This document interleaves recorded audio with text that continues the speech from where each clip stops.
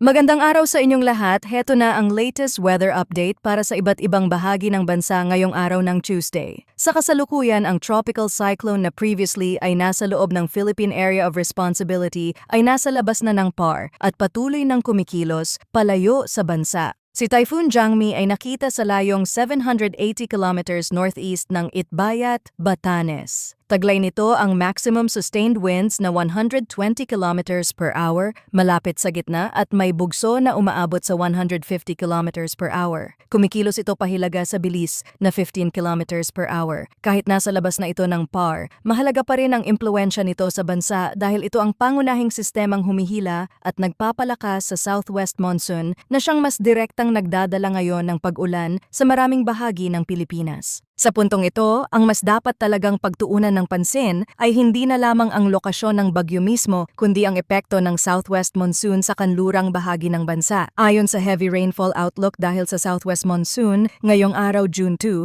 inaasahan ng 50 to 100 millimeters na ulan sa Zambales, Bataan, Cavite, Batangas at Occidental Mindoro. Bukas June 3, inaasahan din ang kaparehong dami ng ulan sa Metro Manila, Zambales, Bataan, Bulacan, Pampanga, Cavite, Batangas at Occidental Mindoro. At sa Wednesday, June 4, inaasahan ang 50 to 100 millimeters na ulan sa La Union, Pangasinan, Benguet, Zambales, Bataan, Tarlac, Bulacan at Pampanga. Mahalagang tandaan na pwedeng mas mataas pa ang aktual na ulan sa mga mabundok at matataas na lugar. Bukod pa riyan, kung ang lupa ay basa na dahil sa mga nagdaang pag-ulan, mas pwede pang lumala ang epekto sa ilang komunidad. Kaya para sa Zambales, Bataan, Cavite, Batangas at Occidental Mindoro, mas kailangang maging alerto. Dito, ang inaasahang lagay ng panahon ay occasional rains dulot ng southwest monsoon, meaning hindi lang ito ambon o simpleng maulap na kalangitan.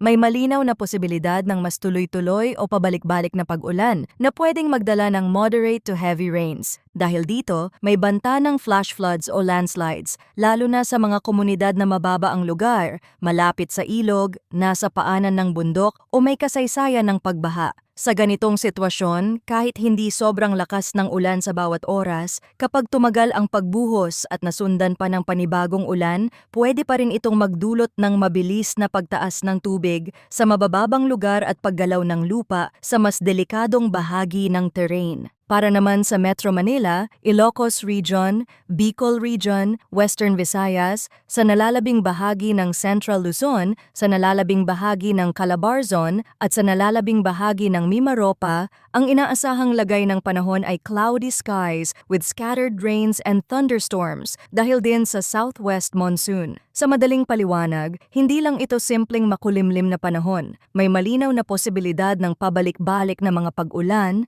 at thunderstorms na pwedeng magdala ng moderate to at times heavy rains. Kaya kahit hindi sila kasama sa unang hanay ng mga lugar na may occasional rains, hindi pa rin dapat maging kampante. Ang scattered rains at thunderstorms ay sapat para magdulot ng flash floods o landslides sa mga sensitibong lugar, lalo na kung tatapat ang mas malakas na buhos sa mga komunidad na mababa ang lupa o may maselang terrain. Sa Ilocos Region, Western Visayas at sa ilang bahagi ng Mimaropa at Central Luzon, mahalagang tandaan na ang southwest monsoon ay pwedeng magdala ng mas malawak na kaulapan at ulan, lalo na sa mga bahaging nakaharap sa kanluran. Sa Bicol Region naman, bagamat hindi ito ang pinakakanlurang bahagi ng Luzon, kasama pa rin ito sa mga lugar na maaaring makaranas ng cloudy skies with scattered rains and thunderstorms. Kaya kung mapapansin na tumitindi ang hangin, mas mabigat ang pakiramdam ng paligid at dumarami ang makakapal na ulap, huwag nang hintayin pang lumakas ang ulan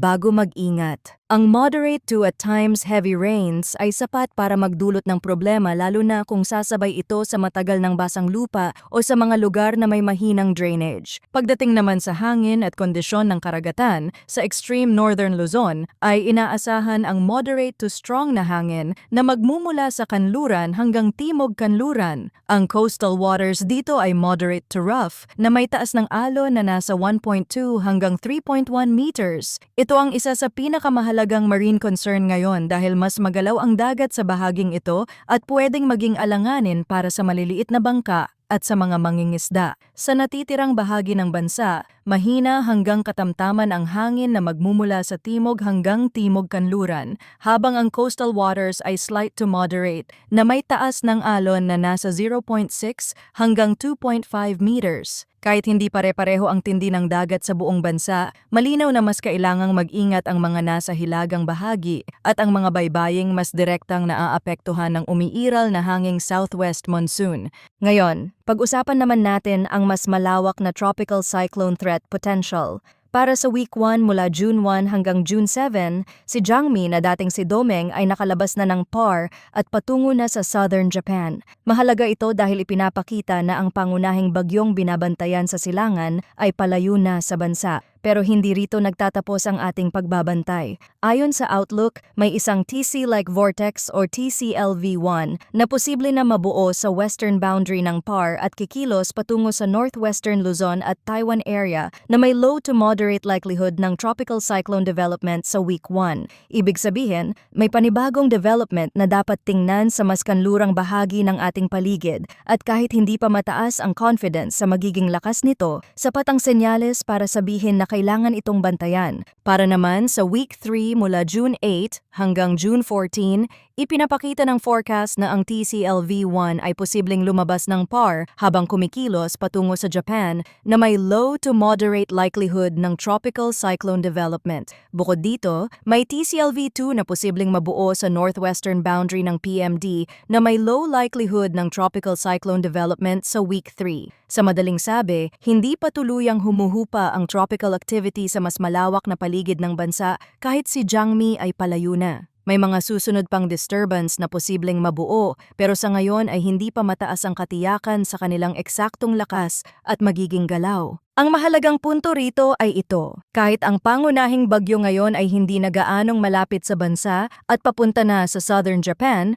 ang epekto nito sa southwest monsoon ay nananatili pa ring mahalaga. At habang may mga bagong sistemang posibleng mabuo sa western boundary ng PAR at sa northwestern boundary ng PMD, pwedeng manatiling magulo at aktibo ang weather pattern sa mga susunod na araw. Sa ganitong setup, hindi sapat na tumingin lang sa lokasyon ng isang bagyo. Kailangan ding tingnan ang mas malawak na galaw ng hangin, ang habagat, ang posibleng mga bagong disturbance at ang kanilang epekto sa ulan sa iba't ibang bahagi ng bansa. Mahalaga ring idiin na bagamat may mga nakikitang susunod pang development sa Outlook, hindi pa tamang gawing final scenario ang bawat detalye ng kanilang galaw. Ang tamang pagtingin dito ay maagang pagbabantay pa lamang. Hindi pa ito dahilan para agad mangamba ng husto, pero hindi rin ito dapat balewalain. Habang papalapit ang mga araw at dumarami ang pumapasok na datos sa mga model at forecast, mas lilinaw kung alin sa mga sistemang ito ang talagang dapat mas tutukan, kung alin ang mananatiling mahina,